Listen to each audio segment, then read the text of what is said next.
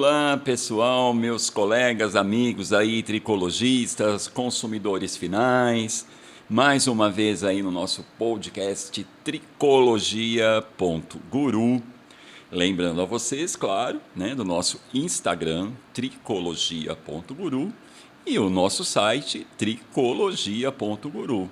Lá vocês vão ter todas as informações sobre beleza, tricologia, saúde, esclarecer dúvidas sobre cosméticos, sobre comportamento associado à saúde e os cabelos, enfim, uma infinidade de informações no universo da beleza. Muito bem, pessoal, hoje trouxe aí um assunto bem bacana para a gente conversar. Inicialmente, eu queria abrir aí algumas perguntas que rolaram aí durante toda a execução aí e a minha fala aí de profissionais, onde as pessoas perguntam, né? Afinal, Tom, você é tricologista, você é cabeleireiro, explica isso. Muito bem. Houve uma época em que falava-se, né, sobre o profissional cabeleireiro como o cara que cortava, tingia cabelos, escovava, enfim.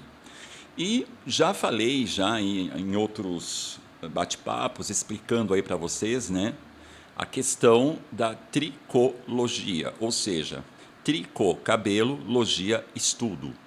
Então é o estudo do cabelo. Em tempos atuais, mediante a tantas coisas no mercado, temos aí que trazer a questão de que para atuar-se aí como um profissional no styling, cuidando aí da aparência das pessoas, nós temos que ter, né, total ciência e consciência, né, do que estamos fazendo através do estudo.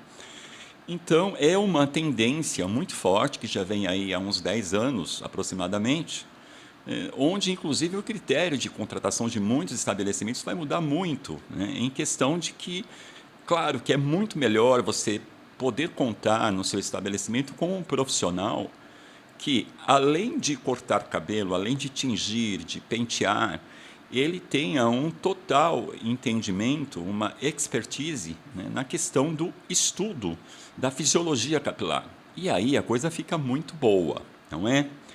Então, acho que fica explicado aí, não tem uma diferença entre o tricologista e o cabeleireiro. Quando ele tem a formação nos dois âmbitos, ele é um profissional que detém, além da prática, uma teoria no estudo do cabelo.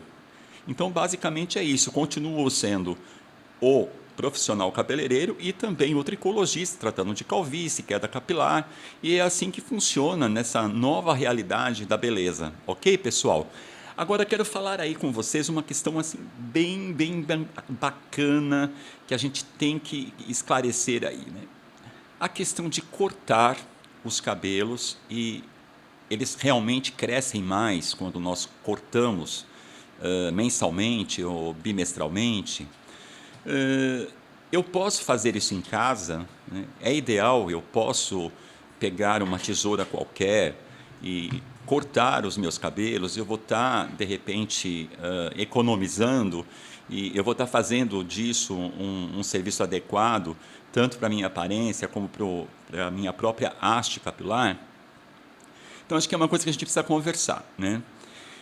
Seguinte, existem muitos estudos que reportam aí a questão quanto à oxigenação do fio associado, né, ao corte.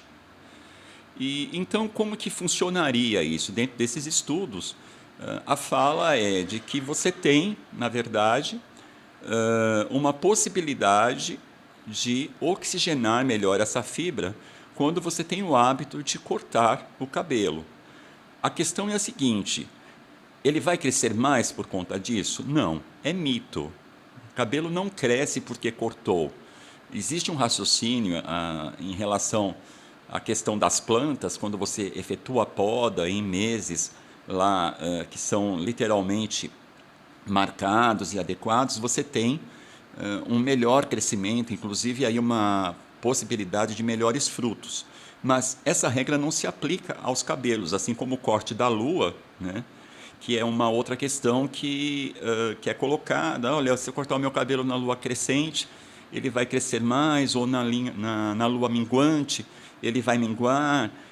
É um outro raciocínio que veio, inclusive, da pescaria, né? Os pescadores utilizam aí toda a movimentação da Lua para obterem aí, né, uma quantidade maior de peixes, enfim, mas não se associa aos cabelos. E falando um pouco das tesouras, eu vou explicar um pouquinho a diferença da tesoura do profissional cabeleireiro e da tesoura que você tem na sua casa, que são coisas diferentes. Então, na tesoura de uso profissional, nós temos tesouras de vários tamanhos, de várias espessuras. O material normalmente dessas tesouras podem ser de inox, de cobalto, de porcelana. E normalmente, né, a composição dessas tesouras são duas lâminas, uma móvel, né, e a outra fixa, onde você tem um parafuso central, um apoio, inclusive,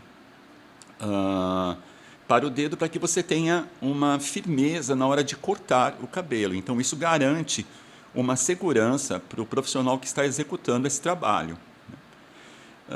Essa lâmina móvel, ela está ligada ao polegar, certo? E a fixa é no dedo anelar. Dessa forma, você tem aí uma logística perfeita para que você efetue, né, um bom corte da haste. Muito bem. Dentro desse material, que é a tesoura, nós temos ainda o fio dela, né, que é justamente a forma que ela é afiada para que ela execute, né, uma precisão a cada vez que você faz o ato de fechamento da tesoura, onde ela vai cortar essa haste. Então, nós temos o fio a laser. Ele tem umas ranhuras, normalmente, nesse fio, onde ele vai segurar esse cabelo na tesoura. Ou seja, a precisão do corte nós vamos obter numa tesoura fio a laser, com ranhuras, correto? Temos a tesoura fio de navalha, que normalmente são muito afiadas, inclusive até quando se ocorre acidentes de você encostar na pele, até é difícil de você conseguir estancar o sangue, porque ela tem uma afiação muito precisa, muito de grande qualidade. Normalmente a gente utiliza para fazer desconexões, para esculpir o corte. Então nós temos toda a questão da movimentação com a tesoura, onde vai trazer uma leveza, né, para as pontas do cabelo. Então a gente tem pontas mais afiladas, você tem um caimento, né, um balanço do cabelo proporcionado pelo corte, que fica muito interessante. A gente chama de um corte com mobilidade, diferentemente da tesoura fio laser, que é onde você vai ter linhas mais retas, mais precisas. E aí nós temos a tesoura dentada. Vocês devem ter visto já esse tipo de tesoura, que ela parece um monte de dentinhos, e eles são mais esparçados, em algumas tesouras eles são mais juntos, e normalmente utilizam essa tesoura para diminuição de volume, que particularmente eu, né, dentro da minha atuação profissional, eu não gosto muito de trabalhar a questão de retirada de volume com a tesoura. Não que ela não funcione, tá? Ela funciona muito bem, mas de contrapartida, como ela tem cortes muito assim esparçados em várias áreas na mesma mecha, quando esse cabelo começa a crescer, ele começa a levantar as raízes. Então você tem momentaneamente uma redução de volume, mas a médio prazo esse volume começa a aparecer de uma forma muito mais difícil de controlar, certo? Agora, ela tem uma outra utilidade que é muito bacana para acabamento de corte, principalmente os cortes de barbearia, onde você elimina marcas, cabelos que passam, por exemplo, por processos de escovas progressivas, que eu também não gosto, deixando muito claro, tá, pessoal? Mas a gente sabe que muita gente faz e é muito complicado quando você trabalha com tesouras com cortes simétricos em cabelos com progressiva, porque fica extremamente marcado. Então, essas tesouras dentadas, elas normalmente dão um acabamento melhor para esse tipo de cabelo, que passou por um processo de mudança, né, no seu formato. E então, assim, qual é a diferença dessas tesouras e da que eu uso em casa? Eu vou explicar. Essas tesouras que eu mencionei de uso profissional, se você pegar uma delas e cortar uma folha de papel, você já tem problemas na precisão do corte. Porque ela tem um corte extremamente sensível, né?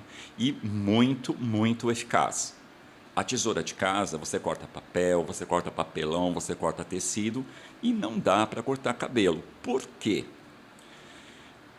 Quando você pega uma tesoura cega ou com pouca projeção de corte, você muitas vezes, no ato de cortar, de fechar a tesoura, você acaba dobrando o cabelo. E ele acaba sendo cortado em vários diâmetros.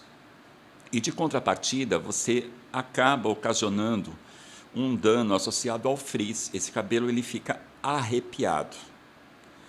E aí, para você consertar isso, é outro problema. Porque com hidratações você não consegue, porque você efetuou ali um corte rasgado, né, que a gente chama de corte rasgado, porque a tesoura não tem fio, ela dobra o cabelo, corta ele em vários lugares e corta muito mal. Muitas vezes dobrando o cabelo e forçando, ou seja, com pressão para que você obtenha o corte. Então, não é ideal que você faça isso. É um trabalho que você tem que estudar, você tem que ter um instrumento preciso para isso e saber como utilizar, para que você tenha um bom resultado, nem que seja uma simples franja, né? Só o profissional ele vai poder ter uma diagramação ideal para essa franja, o tipo de tesoura que ele vai utilizar, se ele vai, por exemplo, trabalhar com uma franja mais em linha reta ou mais texturada, mais desconectada. E em casa você não vai ter essa noção e muito menos pelos vídeos explicativos que se encontram aí pela internet. Não adianta. É a mesma coisa, o dentista, você não pode arrancar o dente, você não pode obturar os seus dentes sozinho, em casa. Com o cabelo é a mesma coisa, pode parecer banal a comparação, mas nós estamos falando aqui da sua aparência e da saúde dos seus cabelos. E no ato de cortar cabelo, você também está preservando a saúde dos mesmos. Então, pensem bem. Outra coisa que eu queria deixar claro, né, que já me perguntaram bastante, o corte à navalha. Por que o cabelo fica seco quando você corta o cabelo com navalha? Esse é um outro mito. O que deixa o cabelo ressecado e com um sensorial de aspereza é justamente uma navalha cega. Então, assim, as lâminas, elas normalmente são descartáveis e elas são feitas para um único corte de cabelo. Quando você reaproveita para várias pessoas essa mesma lâmina, ao invés dela cortar, ela vai começar a rasgar o cabelo. É como se você pegasse um lápis e uma lâmina e fosse apontando esse lápis. É exatamente isso que uma navalha cega vai fazer, né? Associando isso à questão do corte da haste capilar. Então, o que eu quero deixar muito claro para vocês é isso, né? Vamos cuidar da aparência com um profissional que tem um conceito visagístico, que tem um conceito de entendimento com todos os aparatos envolvidos nesse serviço e que, ao mesmo tempo, além de deixar o seu cabelo saudável, você ficará pessoalmente mais bonita, mais adequada e com o seu visual para todo momento de modernidade, para que você vá às suas festas, às suas baladas, ao seu trabalho, onde as pessoas olhem para você e percebam que você realmente tem um conceito de beleza dentro de parâmetros profissionais. Meus amigos, por hoje é só, lembrando a vocês que daqui a um tempinho mais eu vou trazer grandes profissionais aqui falando de tricologia, de styling, área da medicina associada à tricologia. Ou seja, muitos contatos estão sendo feitos, agenda marcada, enfim, temos muita coisa boa para trazer a vocês, não só no âmbito profissional da tricologia, como também para o consumidor final, que necessita de informações, de indicações de produtos, de serviços, melhorando assim a sua qualidade de vida. Muito obrigado, não esquecendo aí, tricologia.guru é o nosso podcast. Temos aí também o nosso Instagram, tricologia.guru, o nosso site com todas as informações, onde inclusive eu vou estar colocando fotos dessas tesouras, o qual eu mencionei, para que vocês tenham aí um total conhecimento, para que vocês entendam a diferença de um trabalho feito em casa, né, com um aparato qualquer, e de um aparato de uso profissional. Muito obrigado, pessoal, e até a próxima. Um abraço a todos. Até!